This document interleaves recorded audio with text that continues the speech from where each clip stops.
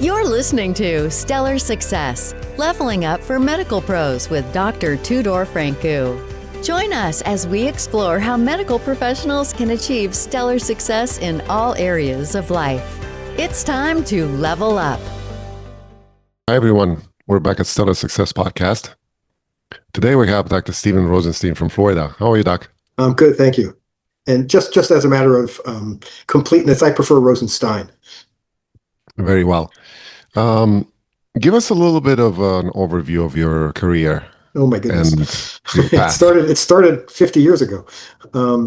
It's a lot of wisdom in that. Maybe some. I went to college at Colgate University, which is a small liberal arts college in the middle of New York State. And fortunately, they had a really good relationship with the University of Pennsylvania Dental School, and I was able to get accepted to University of Pennsylvania Dental School after 3 years of college. And because my fraternity faculty advisor was the registrar, he was able to arrange so that I could transfer my credits from my first year in dental school, and I actually got my Colgate degree, only having been there for 3 years. So that was good. So then I went to University of Pennsylvania and spent 4 years there. I was there during a period of time when many of what we call the godfathers or grandfathers of dentistry were there. Walter Cohn and Arnie Weisgold and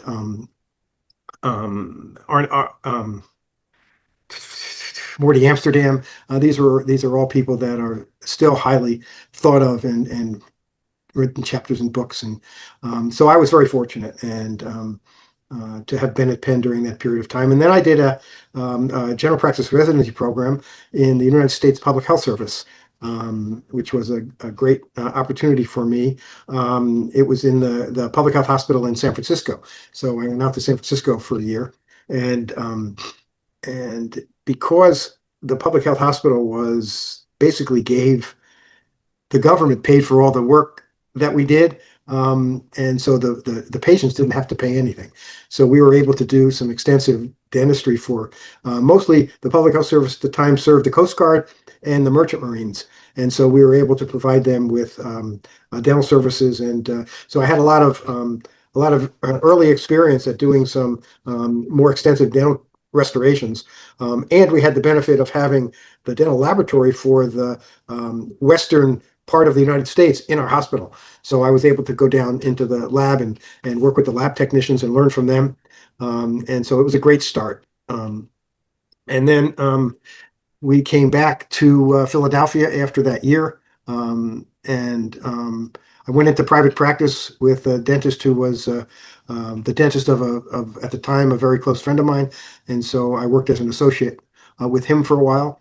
And the only good part about that relationship was that he introduced me to one of my mentors, Dr. Harold Gelb, who was a very well-known dentist who did a lot of work in setting the stage for us gaining a greater understanding of the temporomandibular joint and how to manage it and how to diagnose issues with it. And so I was able to learn a lot about the joint from Dr. Gelb. And then, of course, I studied with other people as well. But that was the best part of that experience. He was not a very good dentist, and we ultimately didn't get along particularly well. And then I became an associate of another dentist who was a really fine gentleman and a good dentist. And he retired about less than 2 years after I joined his practice. And so I bought the practice, and that became my practice in Philadelphia. And then I continued my education. I went to the Pankey Institute, which is at the time, it was really outside of some dental school continuing education. The Pankey Institute was really the premier continuing education facility in the United States. Now there's several other very high quality educational institutes out past dental school. But at the time, it was the best game in town. And so I learned a lot going to that. And I was part of several study clubs. And so I've always had and still have a real thirst for knowledge. And so that was part of my journey. And so I practiced in Philadelphia in basically an office that was kind of like a dungeon. It was in the basement of an old apartment house. That's where his practice had been. And I tried to move and open a new office, but the cost of doing it in the city limits of Philadelphia, being forced to use union contractors to do the fit out, was costing more than I felt it was wise to spend. And as it turned out, that was a good decision, because after a while I decided that I didn't want to stay in the Northeast anymore. I was tired of the winters. I'd grown up in Albany, New York, so I had spent a lot of time in cold weather, and I'd had enough of it. And that's when I decided to go on the journey of getting my license in Florida. And so then, and it took a couple years. I had to go down to Florida for a couple weeks and take the licensing exam. It's much easier now than it was then. Um, and then I got my license, and I wasn't making a strong effort to move right away. But then certain things happened, and I kind of did some soul searching and decided that really that's really what I wanted to do. I was tired of the winters, and I think one of the winters, I ended up having to sleep in my office one night because I couldn't get home because of the snow, and that was kind of the final straw. And but actually, I've had that happen here in Florida from flooding around my office. I couldn't get home either, so I had to sleep in the car, sleep in the office rather. So I looked into Florida. Actually, while I was in Philadelphia, I became a participant and a member of a study club that was based on the Pankey Institute philosophy that was based in Baltimore. And so twice a year, I think it was twice a year, we had a weekend outing at a really nice educational facility run by an insurance company outside of Baltimore on their campus. And we brought in lecturers from the Pankey Institute. And one year, one of them was a periodontist from South Florida. And so I was really impressed by the quality of the work that he was showing and the restorative work that the dentists he was working with were doing. And so sometime during that presentation, I asked him, if he knew anybody down there, or if the person that he was working with had an interest in taking on an associate or a partner in Florida. And so he put me in contact with this doctor, and we talked, and he wasn't quite ready. And he said, call me back in a few months. And I did, and he still wasn't ready. And I think it was, no, then at another meeting, the same organization, the presenter gave me the name of another dentist in South Florida who was looking, because his partner was retiring and they were looking to replace him. So I called him, and we talked, and things seemed good. And what was really interesting was he was also very involved at the Pankey Institute. So we had very similar practice philosophies, which was good. And and as it turned out, that was the brother-in-law of the other dentist that I had talked to. They didn't practice very far away. And as a matter of fact, when I went down to Florida to visit their practice, we actually had dinner Friday night, and the brother-in-law, whose house was behind this dentist's house, they were, backed up on each other. He came over for dessert, and we talked and kind of laughed about the fact that we had talked earlier. And so it turned out that I ended up becoming partners with him and buying out the other partner's practice, and continued to be involved in the Pankey Institute. And then I got involved in teaching down there. I had been teaching in a residency program in Philadelphia for a while as well. And so I always enjoyed teaching, and I'm still teaching. And in fact, Tuesday's is my teaching day, so I'm teaching tomorrow. So that's what. So I got involved with that. I want to kind of ask you a question that, sure, from your experience and extensive partnerships, I came across a lot of people that in your field in dentistry, it's some sort of an issue. People want to get partners, but they can't find good partners. Why is that? Well, every situation is unique.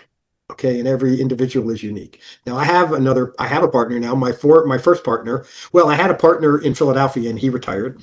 And then when I moved to Florida, I became partners. And he retired about 8 years ago. And we had an. What is it about partnerships that doesn't make them work? I can tell you that my experience with partnerships has been nothing but wonderful. I haven't had a problem with partnerships. A lot of it obviously has to do with the individual people and the personalities and how they approach partnerships. when I became partners with my first partner in Florida, it took me a little while to recognize that it was a partnership and that I didn't have the final word in making some decisions. Because when I was in Philadelphia, pretty much I practiced alone for quite a few years after my partner retired before I ended up moving to Florida. So I was used to just being the chief cook and bottle washer and the final decision maker on everything. Although I did consult with my staff, some of my staff. Um, I think it's hard for me to say the difficulties of partnerships. I think some of it is unrealistic expectations on the part of the partners as to how it should work. Obviously, there can always be financial issues about how the partnership gets divvied up financially and who's responsible for this, that, and how you make decisions about financial things. I think those are the biggest problems.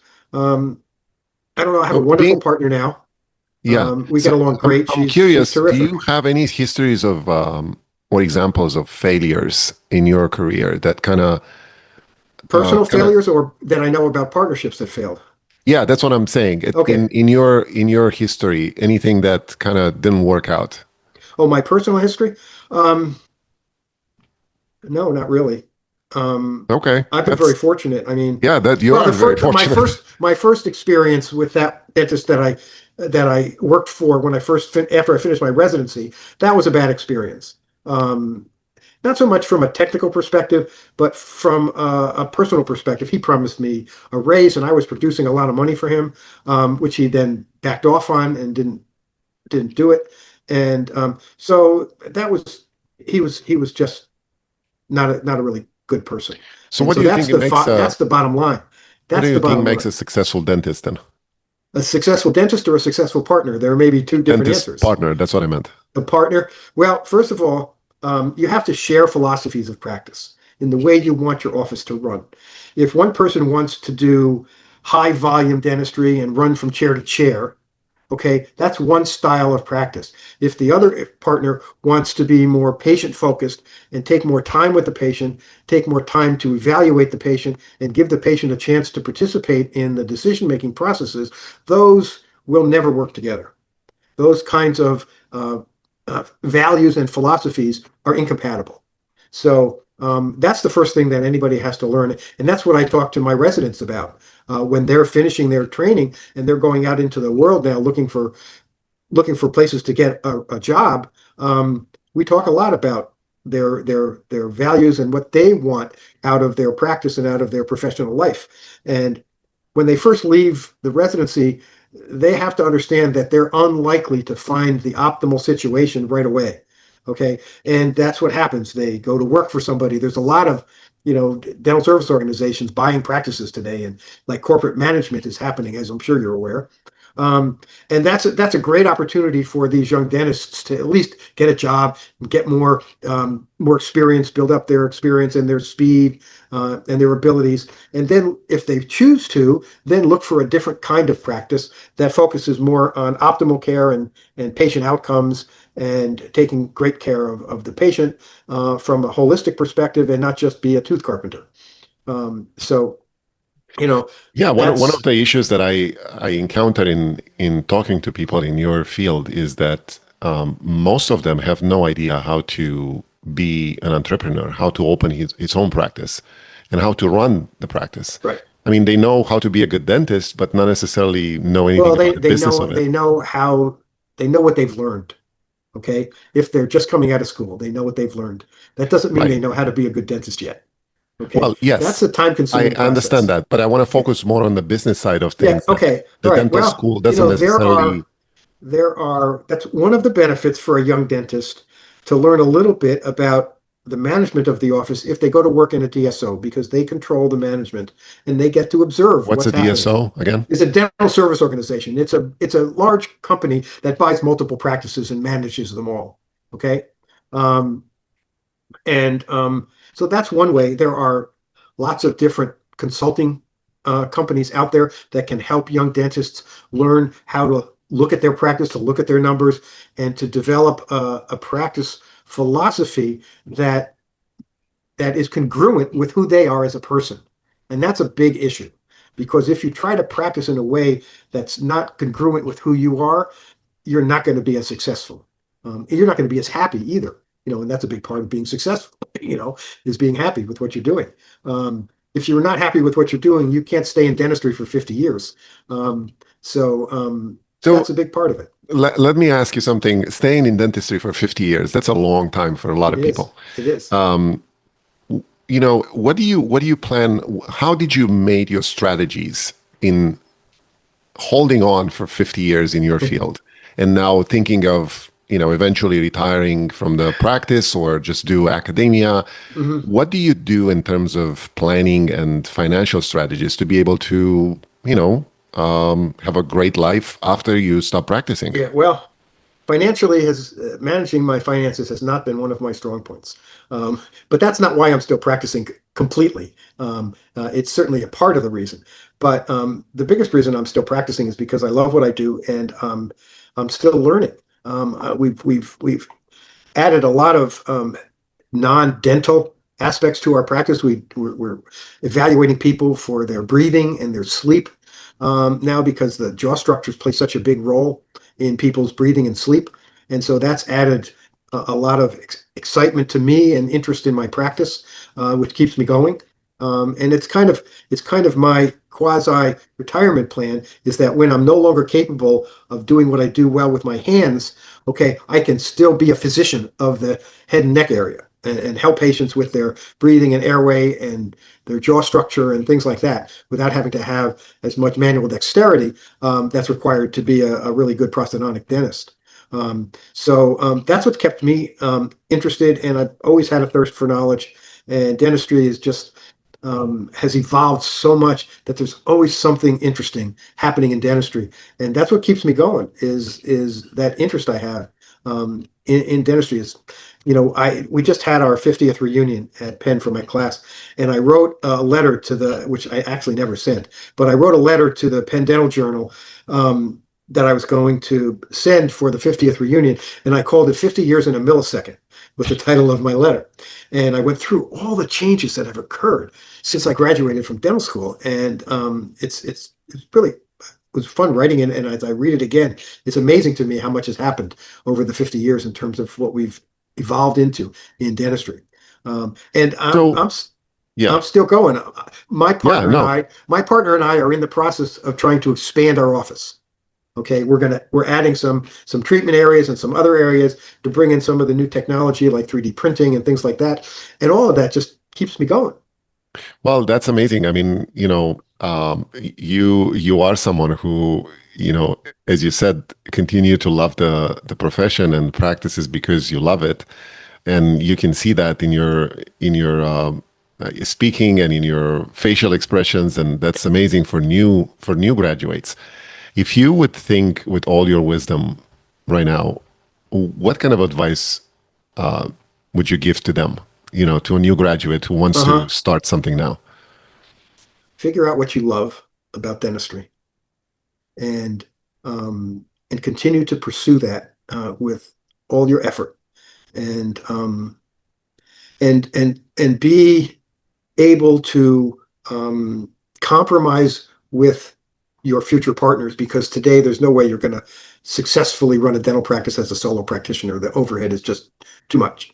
So you have to be able to be a good partner, someone who will listen and learn from your partner, and hopefully they learn from you.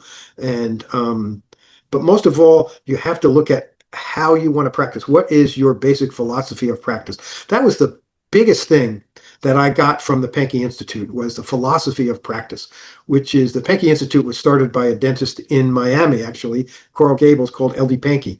And when I was there and going through the programs in the 80s, the only thing he taught, they had other dentists coming in to teach the technical things that they were teaching, but what he taught was philosophy. And he taught us how to think about how we wanted to practice and what we wanted to offer to our patients in terms of care and service. And um, you have to get to know yourself really well, as what makes you happy, what makes you fulfilled, And then you have to put that into action in your practice. And if you can do that with a partner or two, okay, that's all the better. And because you can't do it all on your own anymore. Would you have changed anything in your path if you would do it again? In my dental career, yes, I would have changed one thing. I would have gone to specialty training in prosthodontics, um, only because it would have accelerated my practice development as a prosthodontist. I'm technically a general dentist, but I teach prosthodontics. My partner's a prosthodontist, and she considers me, to have more knowledge than she has.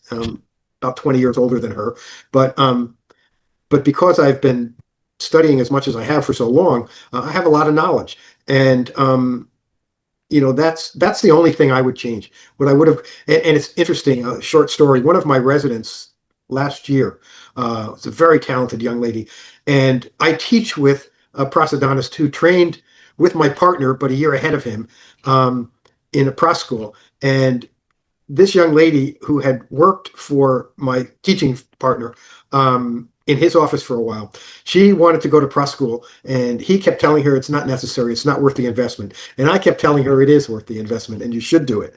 And the biggest reason I gave her is that you are perceived by the dental community differently when you have that specialty training, and it enhances your referral base by having that specialty. And that's the only thing that I would have done differently. Just for that reason. I don't think it would have changed who I am as a dentist, but it would have changed maybe how I perceived myself a little bit, and maybe how I was perceived, although I'm well perceived by my colleagues in the area where I practice, and certainly by my residents. So, I mean, I have that to be proud of. That's very nice. Also, I wanted to ask you about anything that you can share with the audience about your any habits or routines that you have daily or in your life to keep you going like this. And Well, I do some yoga almost every morning. Okay. That helps me. I I try to play golf as frequently as much, although lately I haven't been because I've had a little bit of a sore shoulder. And I spend a lot of time with my family. I'm very fortunate that I have a 7-year-old granddaughter living in my house. She's a delight, and I don't know what else I can add to answer that question. No, that's amazing. And the I think the love of life shows up on your face. And I've been told that before. The love of life and the love of your profession. And I think it's an important thing for young people to understand that if you have someone like yourself that practices the way you do and has the drive and the happiness after 50 years to do what you're doing, young people can learn a lot from this, and look up to you and look up to people like yourself to kind of give them at least the motivation to start something like that. Well, that's one of the things that I get out of my teaching is I get to see them grow and get excited also about dentistry and about what we're teaching them. And it's never too late to do a good job, right? No, never. No. Thank you so much for being here with us. And can you tell people how can they reach up to you and maybe for advice, for guidance? Sure. They can reach me in my office. The phone number is 305-933-9911. They can also reach me through my office email, which is Dr. Rosenstein. That's Dr. Rosenstein this is a long one, at the Aventura, which is the city we're in, Aventura, dentists, plural.com. So I wish I had used a different email address because it's so long, but it's Dr. Rosenstein at theaventuradentist.com. And they're welcome to email me and call me on the phone. And obviously, if I can't speak to them, when they call, my staff will get me the message and I'll get in touch with them. That's wonderful. Thank you so much for being here, and I wish you good luck and Thank you. many more adventures in your profession from now on. I appreciate it. Thanks very Bye-bye. much. Bye-bye. Are you a busy medical professional striving to excel in life and work? Stellar Success Podcast brings you the habits and insights of top leaders in medicine and beyond. Discover strategies for balance, growth, and fulfillment in every episode. Follow us on Instagram at Stellar Success Podcast for daily inspiration. Start your journey to success today. Subscribe to the YouTube channel now.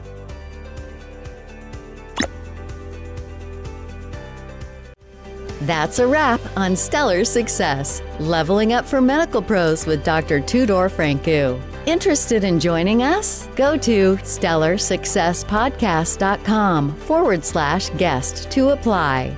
Stay stellar and level up.